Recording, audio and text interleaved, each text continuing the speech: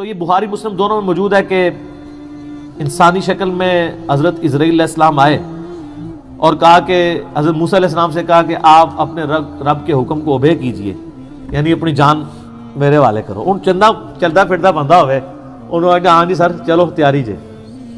اور پھر موسیٰ علیہ السلام، تو حضرت موسیٰ علیہ السلام نے ایک تھپڑ مارا اس کو، اس کی آنکھ نکل گئی. اب ظاہر ہے کہ حضرت موسیٰ کے ساتھ تو مس بیہیو نہیں کر سکتا تھا نا، اللہ کا بھیجا ہوا پیغمبر تھا وہ. اور آپ کو پتہ ہے یہ چاروں فرشتوں کے پیغمبر ہیں، جبرائیل، میکائیل، اسرافیل اور اسرائیل یعنی ملک الموت علیہم السلام اجمعین. یہ انبیاء کے یعنی فرشتوں کے انبیاء ہیں، اسی وجہ سے یہ انسانوں کے انبیاء کے استاد بھی ہیں، ورنہ نبی کا استاد غیر نبی نہیں ہو سکتا. یہ میں آپ کو لاجیکلی بتا رہا ہوں. تو حضرت جبرائیل علیہ السلام انبیاء میں سے ہیں، فرشتوں کے انبیاء میں سے. تو وہ پھر اللہ تعالیٰ کے پاس واپس چلے گئے. حضرت ملک الموت کہا کہ یا اللہ مجھے اس بندے کے پاس بھیجا ہے جو مرنے کو پسند نہیں کرتا. مرنے کو تو کوئی بھی نہیں پسند کرتا. تو اللہ تعالیٰ سے انہوں نے ریکویسٹ کی تو اللہ نے ان کی آنکھ ان کو واپس کر دی.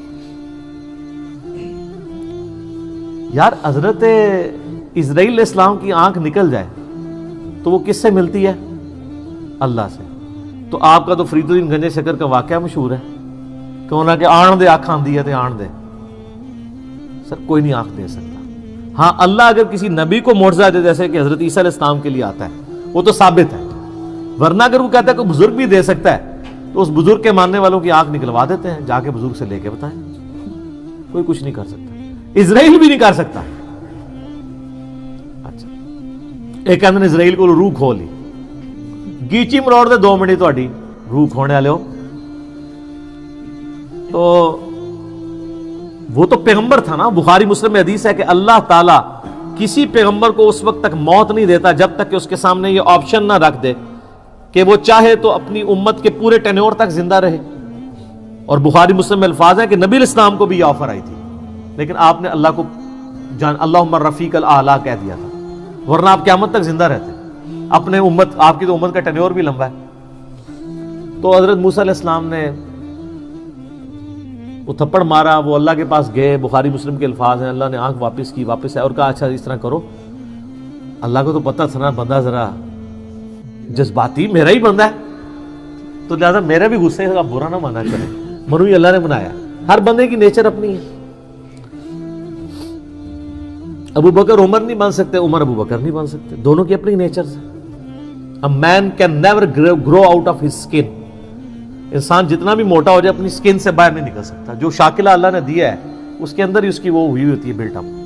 بہرحال اللہ نے فرمایا اچھا موسیٰ سے کہو کہ کسی بیل کی پشت پہ اپنا ہاتھ رکھے، اس کے ہاتھ کے نیچے جتنے بال آ جائیں گے نا اتنے سال اور زندگی بڑھ گئی.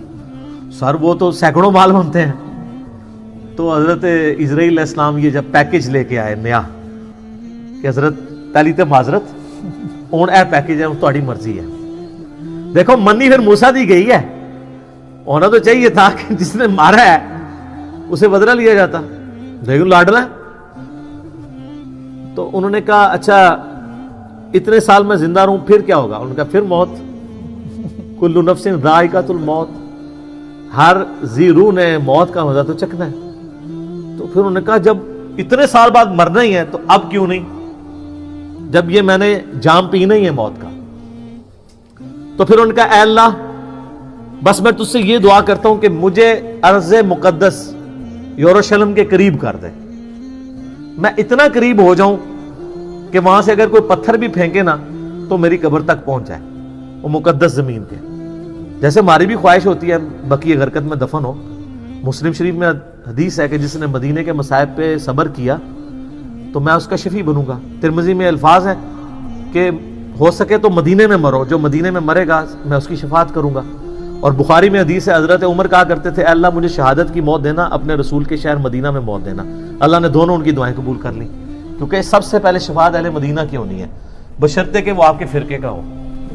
ہاں سر فضائل اعمال والے شیخ زکریا صاحب بھی مدینہ شریف بقیع غرقد میں دفن ہے، اور فضان سنت والے الیاس قادری صاحب کے پیر صاحب ضیاء الدین مدنی بھی وہاں پہ دفن ہے، اور ہماری ماں سیدہ عائشہ بھی وہاں دفن ہے، امام حسن علیہ السلام بھی وہاں پہ دفن ہے، امام باقر بھی وہاں پہ دفن ہے، امام مالک بھی وہاں پہ دفن ہے، حضرت عثمان غنی بھی وہاں پہ دفن ہے، اور عبداللہ ابن ابی بھی وہاں پہ دفن ہے۔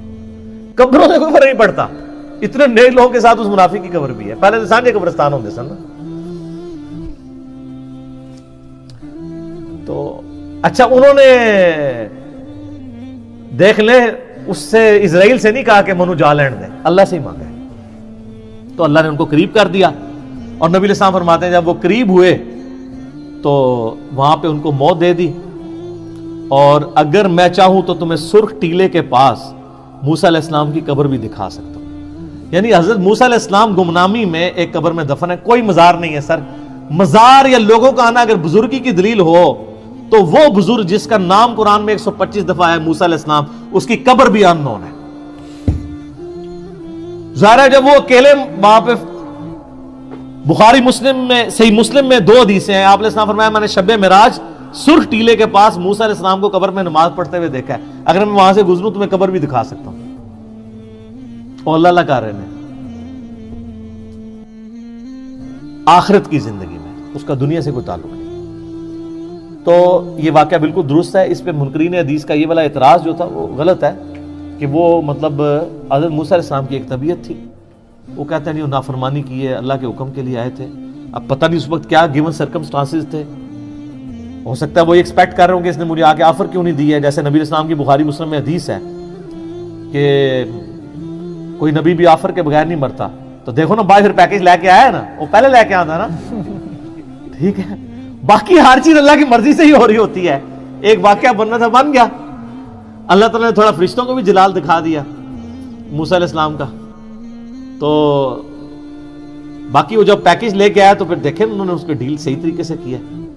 تو موسیٰ علیہ السلام اللہ کے بندے ہیں، پیغمبر ہیں، اور اللہ کے بڑے لاڈلے ہیں۔